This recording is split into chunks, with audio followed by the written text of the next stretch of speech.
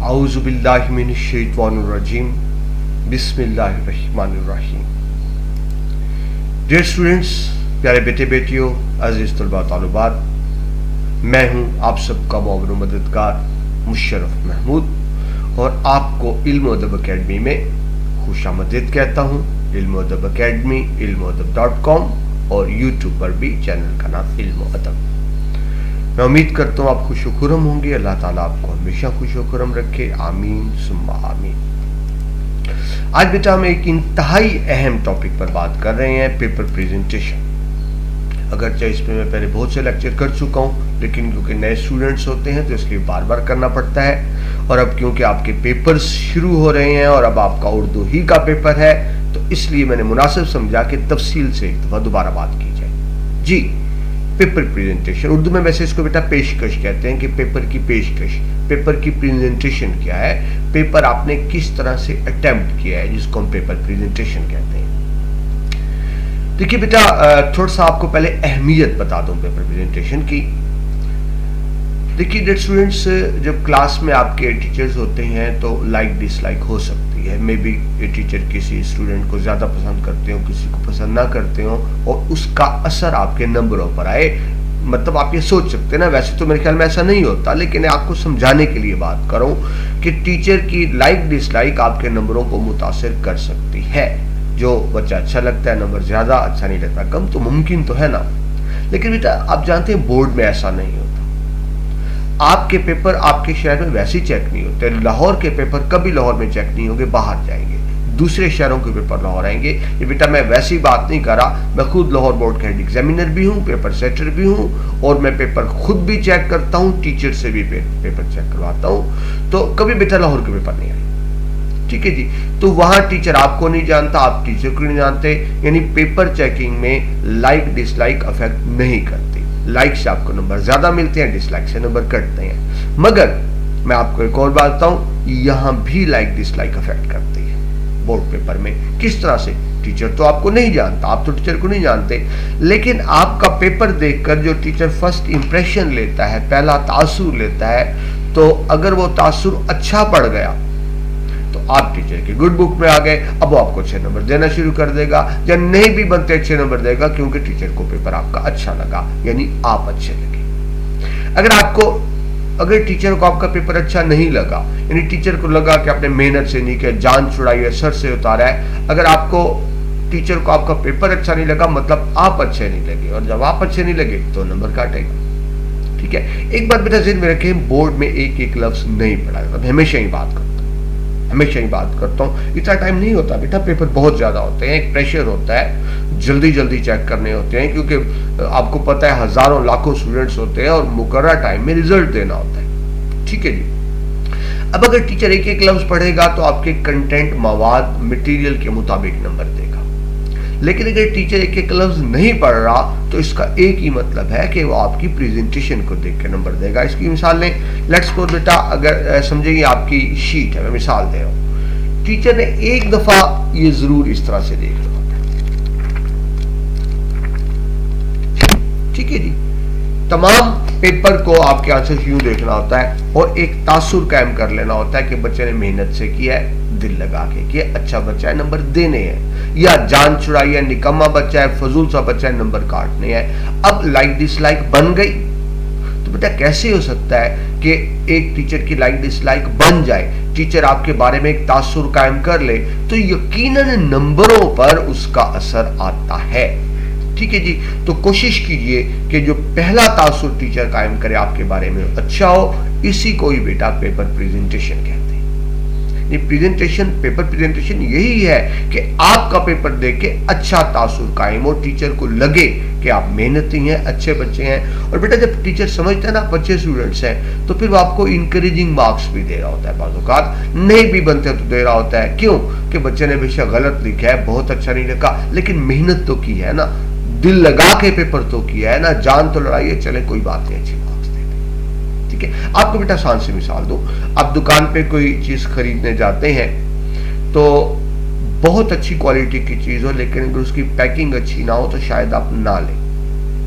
दुकानदार चालाकी क्या करते हैं, जो हल्का माल होता है ना उसकी पैकिंग बहुत अच्छी बना देते हैं, उसकी प्रेजेंटेशन बहुत अच्छी बना देते हैं, उस पैकिंग प्रेजेंटेशन पे हल्का माल भी बिक जाता है। ऐसा है या नहीं है?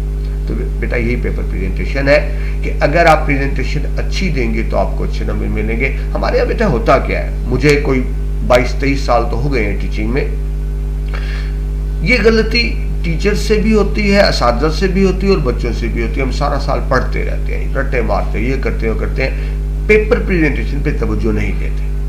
बहुत कम टीचर्स हैं जो पेपर प्रेजेंटेशन पे बात कर रहे होते हैं, हालांकि इम्तिहान में पेपर प्रेजेंटेशन ज्यादा काउंट हो रही होती है। 2 मिसालें ले लें। एक बच्चे की तैयारी बहुत अच्छी थी, कंटेंट बहुत अच्छा था, मटेरियल बहुत अच्छा था, लेकिन उसने पेपर प्रेजेंटेशन पे तवज्जो नहीं दी, वो कम नंबर लेगा। लेकिन एक ऐसा स्टूडेंट जिसकी तैयारी बहुत अच्छी नहीं थी, एवरेज तैयारी थी, लेकिन उसने पेपर प्रेजेंटेशन पे तवज्जो दी, पेपर प्रेजेंटेशन के आर्ट को सीखा, वो ज्यादा अच्छे नंबर ले जाएगा। ठीक है, तो ये आपको इतनी लंबी बात करने का मतलब ये था कि आपको अहमियत बताई जाए पेपर प्रेजेंटेशन की। और ज़ाहिर उर्दू में तो और ज्यादा अहमियत इसलिए बन जाती है कि बच्चों की उर्दू में लिखाई अच्छी नहीं होती। देखिए साइंस स्टूडेंट्स है ना, physics, chemistry, math, biology, English, वो रोज इंग्लिश लिख रहे हैं, इंग्लिश में आपकी लिखाई बेहतर भी होता है, फ्लो भी होता है। लेकिन उर्दू लिखनी होती है आपने कभी कभी महीने में एक आध दफा। रिजल्ट क्या निकलता है? उर्दू में आपकी लिखाई स्लो होती है और अच्छी भी नहीं होती। जल्दी लिखने की कोशिश करते हैं, लिखाई खराब हो जाती है। आहिस्ता आहिस्ता लिखते हैं तो पेपर पूरा नहीं होता है ना, ये बात। तो पहले टिप तो ये समझ लें कि आपने ये करना है कि उर्दू का आपका नेक्स्ट पेपर अब एक हो गया इंग्लिश का, तो आगे उर्दू का ही पेपर है। तो आपने बेटा ये करना है कि उसकी 5-6 घंटे तैयारी करनी है लिख कर, यानी जो आपको सबक आता है, जो तशरीह आती है, उसको लिखें, मजमून लिखें। मजमून 8 से 10 सफ़े का होता है। जब आप 8-10 सफ़े लिखेंगे ना, अभी 1-2 दिन है, 8-10 सफ़े रोज लिखेंगे तो आपको लगेगा कि लिखने का फ्लो बन गया है। अगर आपने लिखने की प्रैक्टिस ना की और यूं ही जाकर बैठ गए एग्जामिनेशन हॉल में, तो क्या होगा?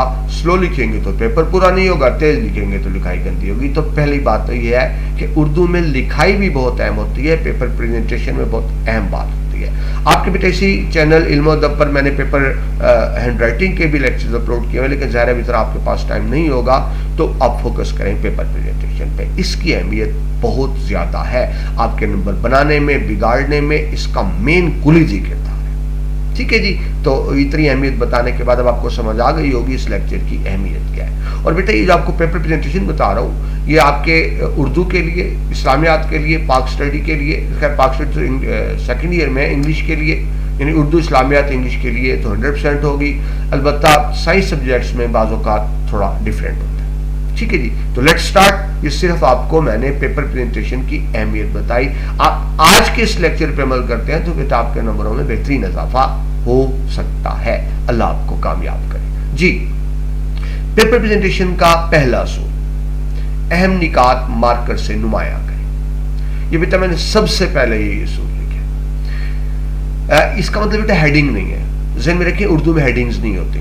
इस्लामियात में हेडिंग्स बनाते हैं या पाक स्टडी में हेडिंग्स बनाते हैं, उर्दू में ऐसा हेडिंग्स नहीं होती कि एक सवाल की हेडिंग्स बनाई जाए।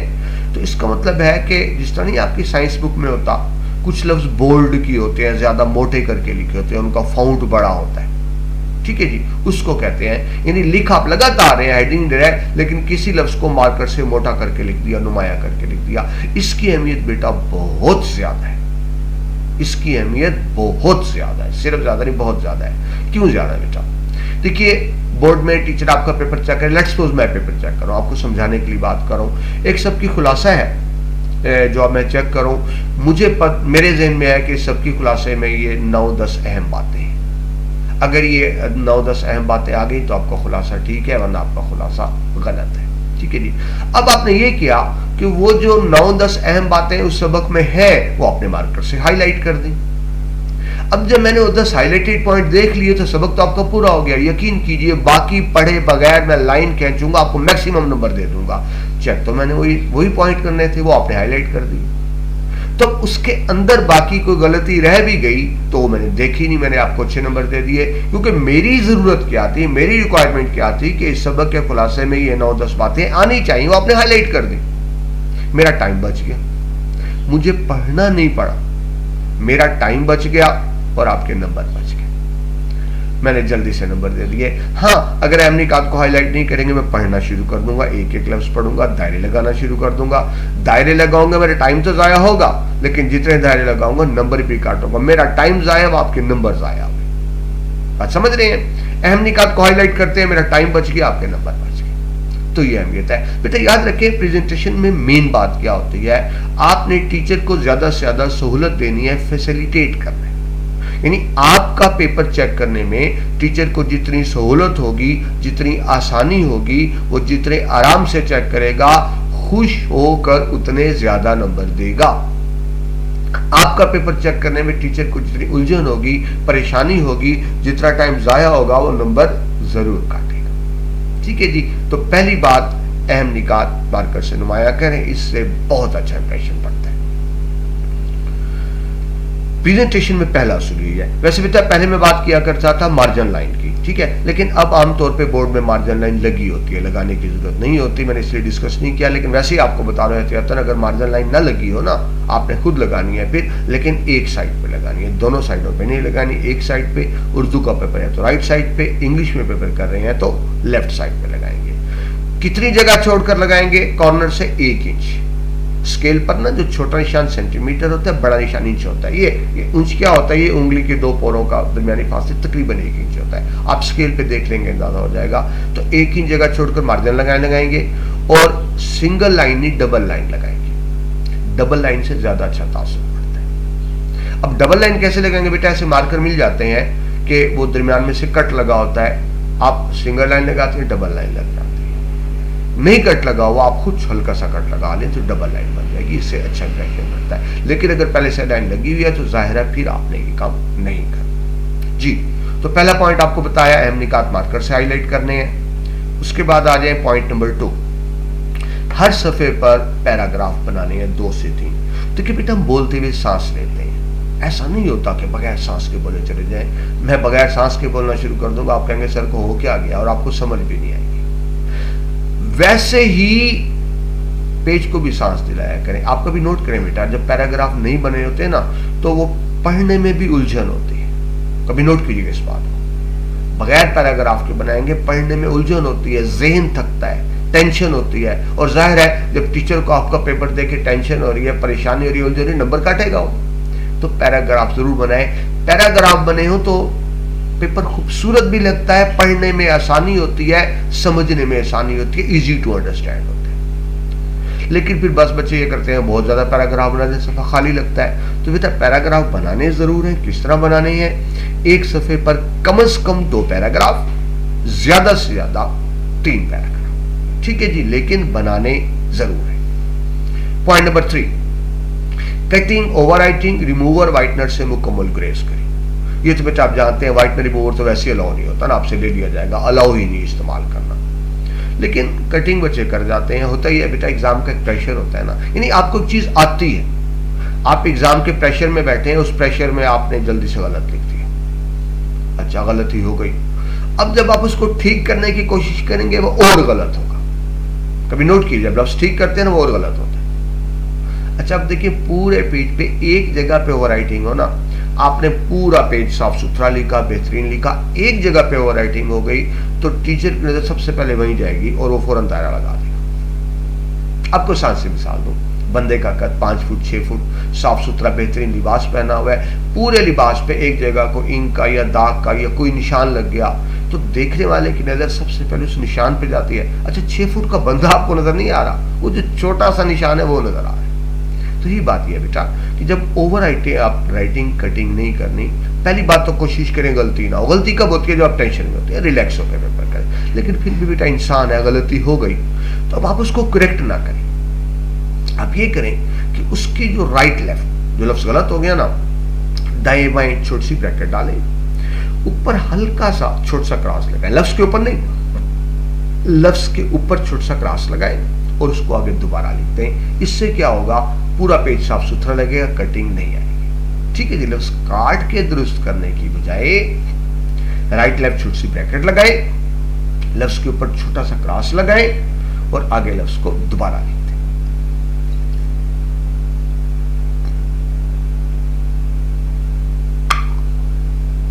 ठीक हो गया जी। आगे चलिए जी, नंबर 4, पॉइंट नंबर 4, तहरीर करदा जवाब का इब्तदाइया और इख्तितामिया भरपूर हो। देखिए बेटा, ये आपको भी पता है, मुझे भी पता है कि जो आप जवाब अटेम्प्ट कर रहे थे उर्दू में खास तौर पे, एक्चुअली 1/3 आपकी तैयारी होती है, 2/3 गपशप होती है। 2/3 गपशप कर रहे होते हैं, मतलब मिसाल दे दी, इधर की बात कर दी, उधर की बात की, पेज भर रहे होते हैं ना। उर्दू में ज्यादा लिखना होता है। उर्दू में बेटा आपको ज्यादा लिखना होता है। उर्दू में जितने ज्यादा लिखेंगे ज्यादा नंबर मिलेंगे। हमारे एक टीचर कहा करते थे कि उर्दू में इतना लिखो, उर्दू में इतना लिखो कि पढ़ने वाले की आंखें भर जाए। तो उर्दू में ज्यादा लिखने पर ज्यादा नंबर मिलते हैं, लेकिन ज़हन में रखिए ये असूल खुलासे में काम नहीं देगा। खुलासे में ज्यादा लिखेंगे नंबर कटेगा, क्योंकि बेटा खुलासे का मतलब होता है मुख्तसर, सबक का खुलासा या नज़म का खुलासा। इन दो खुलासों में अगर आप कम लिखेंगे तो भी नंबर कटेंगे, ज्यादा लिखेंगे तो भी नंबर कटेंगे। लेकिन खुलासे के अलावा जो भी सवाल लिखेंगे तो ज़ाहिर जितना ज्यादा लिखेंगे आप उर्दू में आपको ज्यादा नंबर मिलेंगे। तो जो आप बात कर रहा था कि अगर आपने 3 पेज लिखे हैं तो होता ही है 1 पेज तैयारी होती है, 2 पेज आपने एक्सप्लेन किया होता है अपने तौर पर, तो असल मवाद 1 पेज का होता है। तो बेटा जब आप जवाब लिख रहे हैं, जो आपके पास बेस्ट अवेलेबल मटेरियल है, जो बेहतरीन मवाद आपके पास है, उसको आप स्टार्ट और एंड में यूज करें। दरमियान में गपशप चल जाती है, लेकिन स्टार्ट एंड बेहतरीन होना चाहिए। उसकी वजह क्या है, टीचर बेटा जब आपका जवाब चेक कर रहा होता है तो स्टार्ट में चंद लाइनें जरूर देखता है, आगे पढ़े ना पढ़े स्टार्ट की लाइनें जरूर देखता है, ये अंदाजा करने के लिए कि आपकी तैयारी कितनी अच्छी है, पेपर का स्टैंडर्ड क्या है। तो शुरू की चंद लाइनें बड़ी अच्छी है। अगर आपका स्टार्ट अच्छा नहीं, आगे अच्छा है, तो टीचर ने तो आगे पढ़ा ही नहीं, तो सिर्फ स्टार्ट देखे, तो स्टार्ट बहुत अच्छा हो। और एंड टीचर इसलिए पढ़ता है कि नंबर एंड पर लगाने हैं, फिर तो एंड जरूर पड़ेगा। एंड इस तरह ना हो कि पता लगे सवाल अचानक खत्म हो गया, आपसे पेपर छीन लिया, इंक खत्म हो गई, आपको नींद आ गई, ऐसा ना हो। प्रॉपर वाइंड अप किया। अगर स्टार्ट भरपूर होगा, प्रॉपरली वाइंड अप किया होगा, तो टीचर इसी को देख के नंबर लगा देगा। यानी बाकी टीचर पढ़े या ना पढ़े, स्टार्ट एंड जरूर पढ़ता है। तो कोशिश करें इब्तदाई और इख्तितामिया बड़ा जबरदस्त जी। उर्दू बेटा लैंग्वेज लिटरेचर की बात हो रही है, तो इसमें 2 चीजें होती हैं। एक होता है कितना ज्यादा लिखा, एक होता है कितना अच्छा लिखा। मिकदार कितना ज्यादा लिखा, मयार कितना अच्छा लिखा, जिसको इंग्लिश में आप कहते हैं quantity and quality. Quantity and quality have the equal weightage, दोनों की अहमियत बराबर है। आप बहुत ज्यादा लिख दें, अच्छा ना लिखें, आपको नंबर नहीं मिलेंगे। अब बहुत अच्छा लिखे, कम लिख दें, नंबर नहीं मिलेंगे। तो दोनों चीजों की अहमियत बराबर है। ये भी देखा जाता है कितना ज्यादा लिखा, और ये भी देखा जाता है कितना अच्छा लिखा। ठीक है जी, तो आपने दोनों पर तवज्जो देनी है, क्वांटिटी पर भी, क्वालिटी पर भी। आगे चलिए, पॉइंट नंबर 6, सवाल की जरूरत के मुताबिक नसरी हवाला जात जरूर तैयार करें, जिसको आप रेफरेंस कहते हैं। ठीक है जी।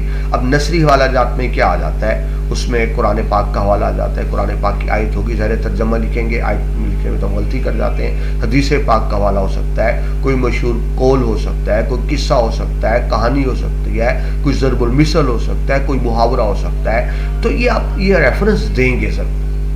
ठीक है। एक जन में रखें बेटा, जब आप कोई नसरी हवाला नहीं देते तो टीचर ये समझता है कि आपकी अच्छी तैयारी नहीं थी, आपकी अच्छी तैयारी नहीं थी, आपने गप लगाई है। आपने तैयारी की है, टीचर लगता है आपने गप लगाई है। अगर आपने तैयारी की होती तो रेफरेंस होता ना अंदर, रेफरेंस तो लिखा नहीं। तो बहुत अहमियत होती है नसरी हवाला जात की। ठीक है जी। इसी तरह नेक्स्ट भी यही है। नेक्स्ट क्या हो जाएगा, शेरी हवाला जात। तो ये भी देंगे। शेरी और नसरी दोनों हवाला जात की बहुत अहमियत है। जब बेटा आप नज़म के इशार की तशरीह कर रहे हैं या गज़ल के इशार की तशरीह कर रहे हैं, ठीक है जी, तो उसमें तो आपने शेरी हवाला लाजमन देना। ठीक है। पहले हमने बात की नसरी हवाले की, अब हम बात करें शेरी हवाले की। नज़म की तशरीह, गज़ल की तशरीह में अगर आप शेरी हवाला नहीं देंगे, आप कितनी भी अच्छी तशरीह कर लें, आपको नंबर नहीं मिलेंगे।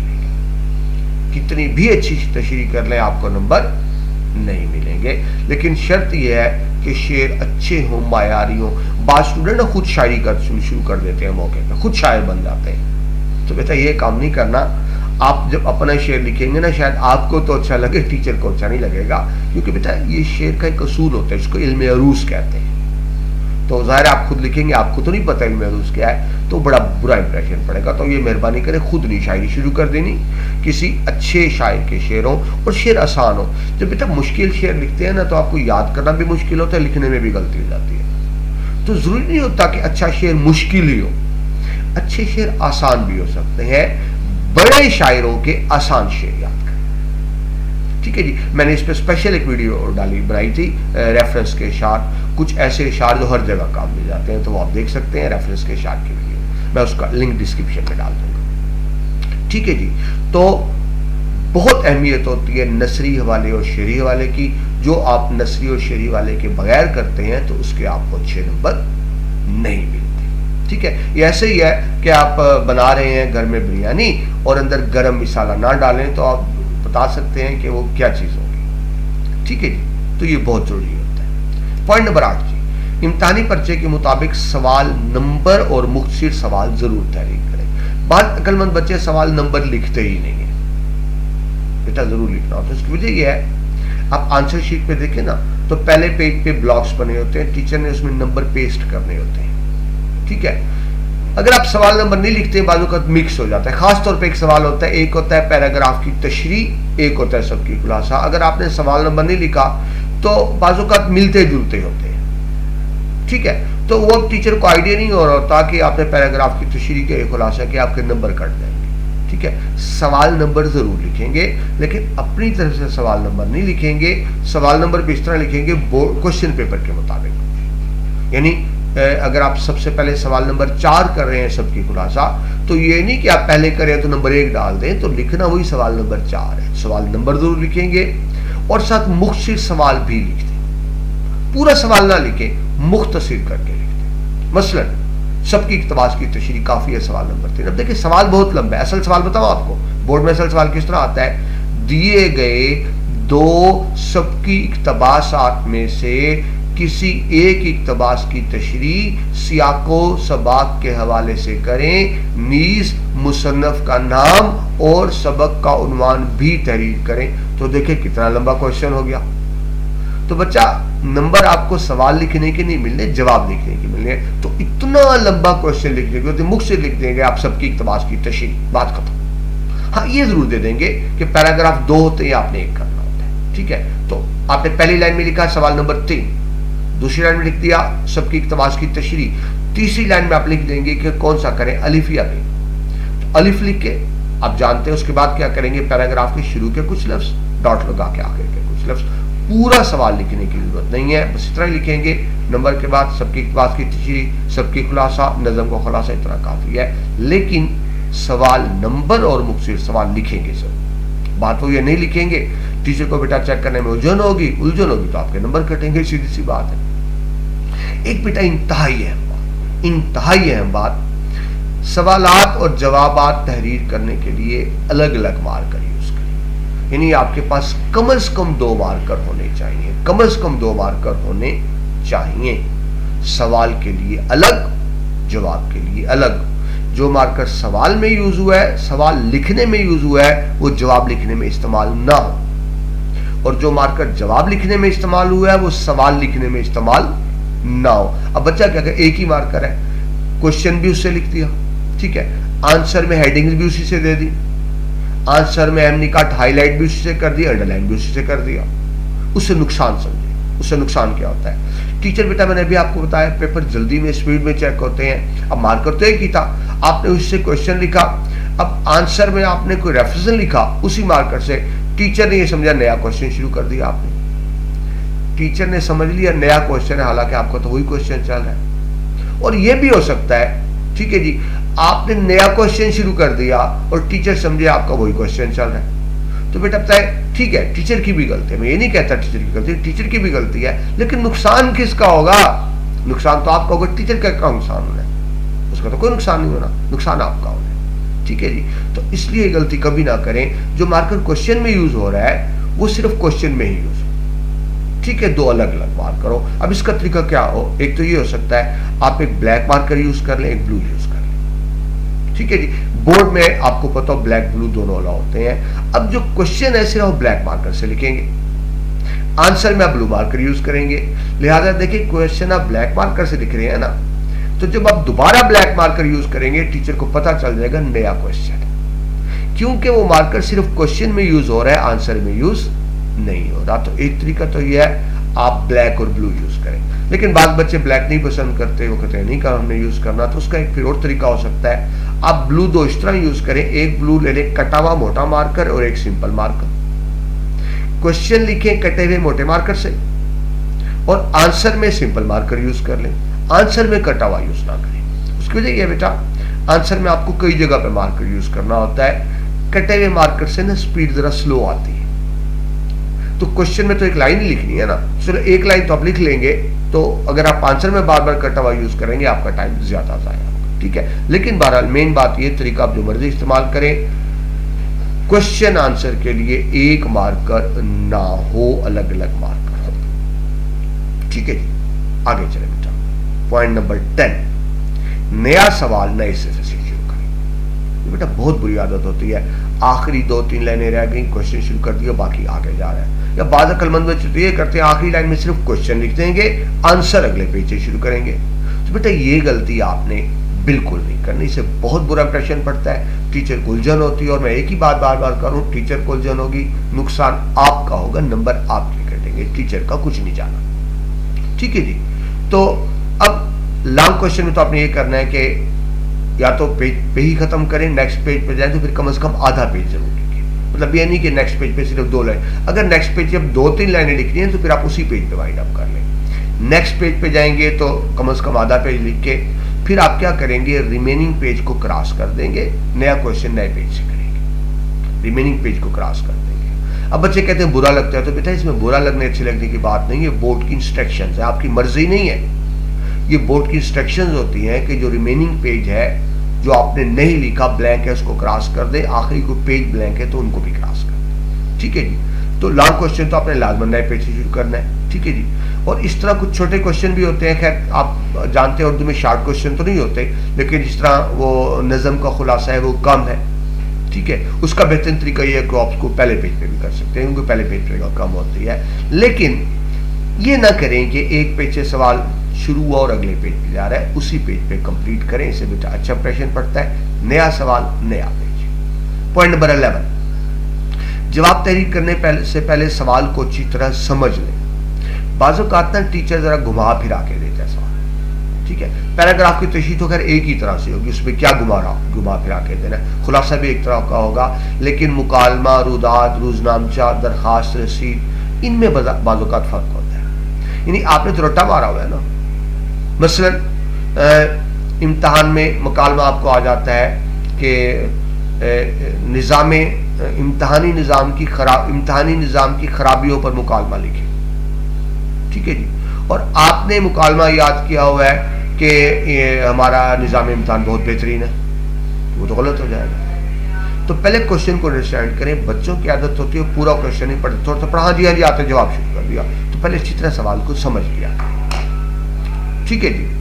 पॉइंट नंबर 12,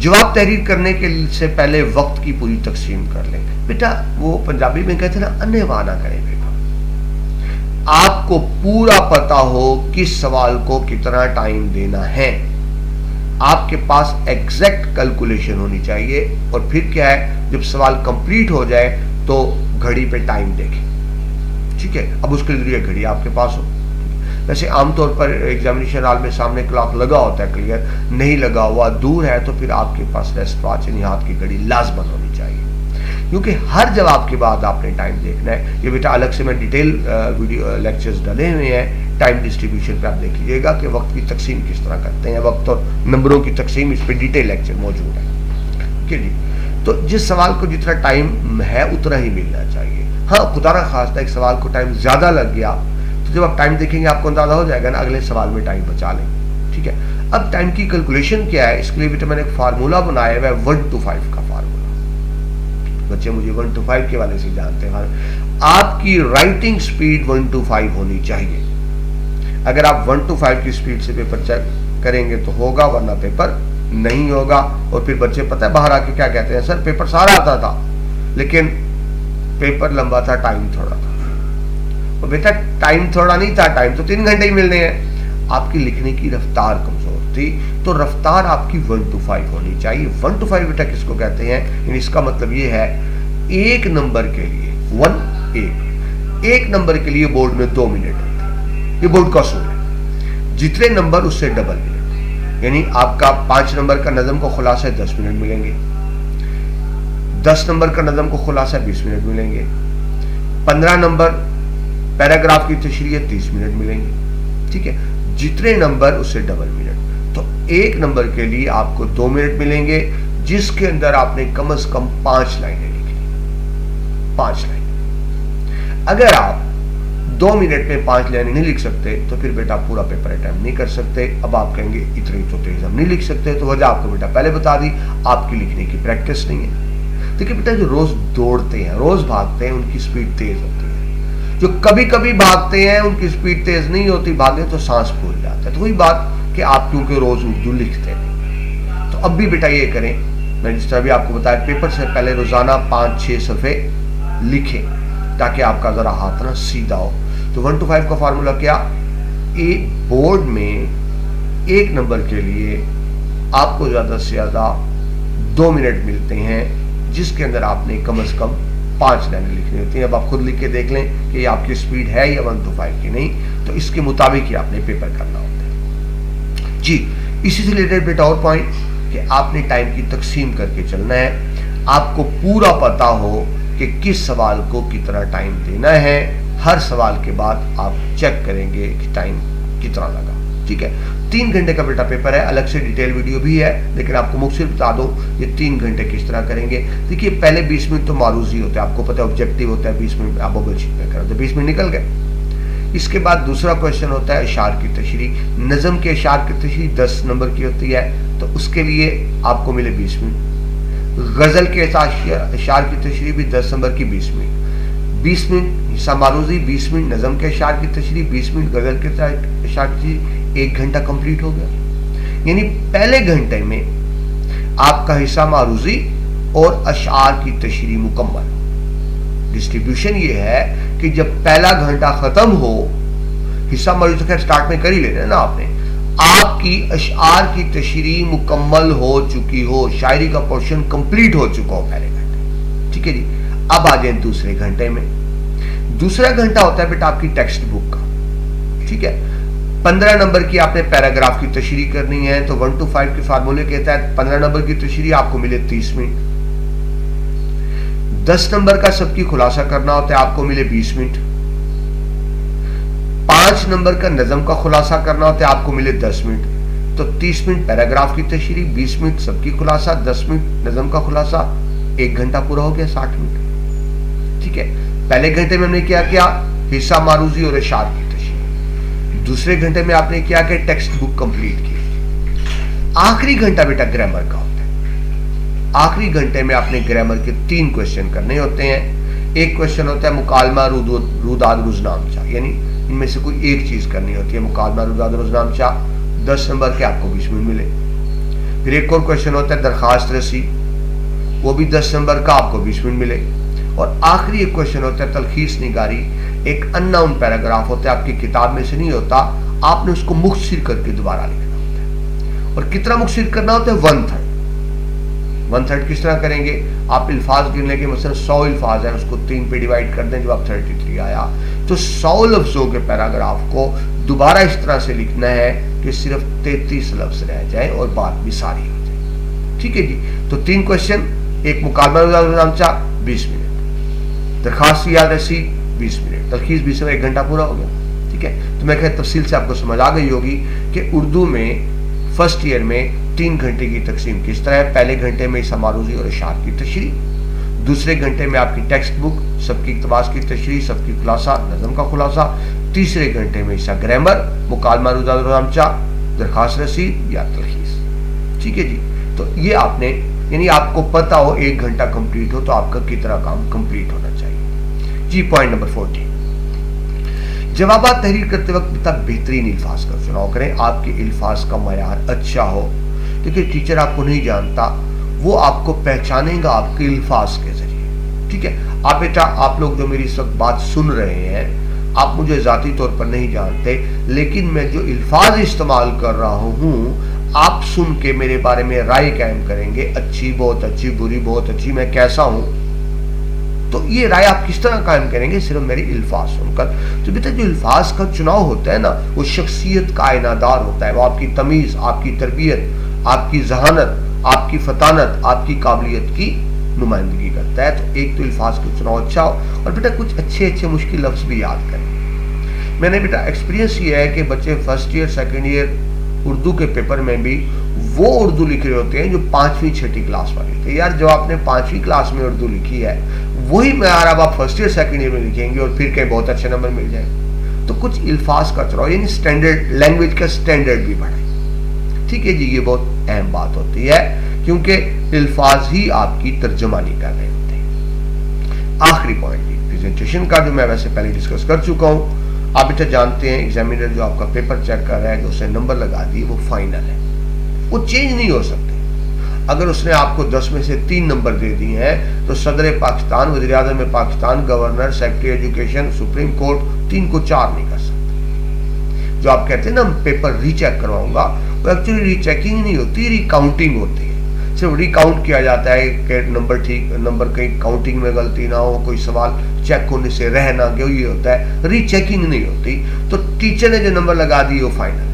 ठीक है जी, तो आपने टीचर की जेब से नंबर निकालने हैं, और उसका तरीका यही है जो मैंने आपको शुरू में बात की। आपकी प्रेजेंटेशन अच्छी होगी, आपका फर्स्ट इंप्रेशन अच्छा पड़ेगा, वो आपको अच्छे नंबर देता चला जाएगा। जब नहीं बनते टीचर बेटा वहाँ भी इनकरेजिंग मार्क्स दे देते हैं कि बच्चे ने मेहनत तो किया है ना, क्या हुआ, ठीक नहीं, मेहनत तो किया है, लेकिन पहला तासुर बुरा पड़ेगा तो वो कहेगा बच्चा ही नालायक, ऐसे दिल से पेपर नहीं किया, वो नंबर काटना शुरू कर देगा। तो ये बेटा ये अहमियत है प्रेजेंटेशन की। आपकी प्रेजेंटेशन अच्छी होगी, अगर आपकी हैंड राइटिंग अच्छी होगी, लिखाई अच्छी होगी, तो आप अच्छे नंबर ले जाएंगे। मैं फिर रिपीट कर दूं, मैंने पहले भी बात की, फिर रिपीट करूं, आपकी तैयारी बहुत अच्छी है, आपने बहुत अच्छा मटेरियल लिखा है, प्रेजेंटेशन अच्छी नहीं, आपको अच्छे नंबर नहीं मिलेंगे। आपकी तैयारी एवरेज है, बहुत अच्छी नहीं है, लेकिन ये प्रेजेंटेशन के जो 15 असूल बताए आपने, इस पे अमल किया है, तो यकीन कीजिए आप ज्यादा अच्छे नंबर लेंगे। ठीक है बेटा, ये देखिए कोशिश तो है, तो मार्क्स के ना आपने नंबर लेने हैं, तो ये कुछ टेक्निक्स होती हैं जिन पे अमल करके आप अच्छे नंबर लेंगे। ठीक है बेटा, आप इन पे अमल करेंगे तो आई होप कि आपके नंबर बहुत अच्छे आएंगे। अल्लाह ताला आपको जिंदगी के हर मैदान में कामयाब रखे करे। अपना बहुत सा ख्याल रखिएगा।